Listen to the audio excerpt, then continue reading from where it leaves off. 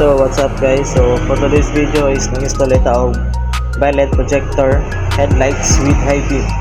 So man ito, install na to sa Ford Everest. So man stock ni sir, HID pa yung bulb. So hinayang si sir, so nag-decide siya nga ilisan niya og violet projector headlights. So LED na siya with high beam. So man yung stock na headlight. Ayan siya, no? Tapos dali, so man ito na tawaran lang sa tong violet projector headlights with high beam. So, muna yung actual output sa Siga. Puti na siya. And with high beam. So, try natin yung high beam. So, muna siya.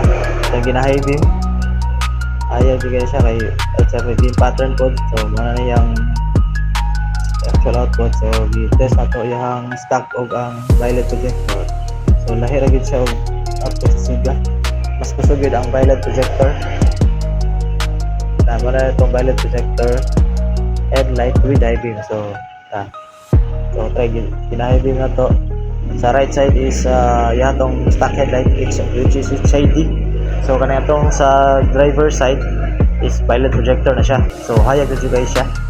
Lahira gud sa imong stock headlight. Tapos so malata taon na to, no. So final na to para yung actual output.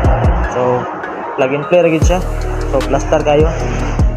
So mana siya yung actual output again, final output na niya. Kumbaga siya.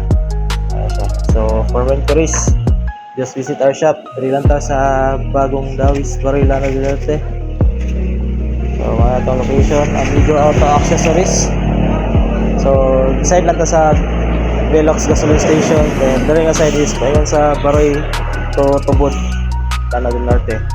So man actual output sa Siga. So gisendan ta ni sir na sa hampig sa actual output. So muna siya. Tapos para makita gid nato kung unsa gyud kayag ang atong violet projector. So gina-try ni sir og high beam. So wala siya, nag-high beam niya po na itong violet projector headlights. So muna kanindot sa atong violet projector headlights is na siya high beam. So hayang na jud kay siya, pag buhay ka hayang na jud kayo. Muna, so atong itaora ng Ford Everest. So by the way, taga-kuan din si sir sa Bonifacio.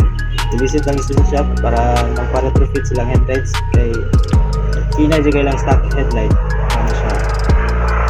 So hayag actual output pa mabili. So hayag dyan kayo. So start yung shop. Ano to, Amigo Auto Accessories. Peace.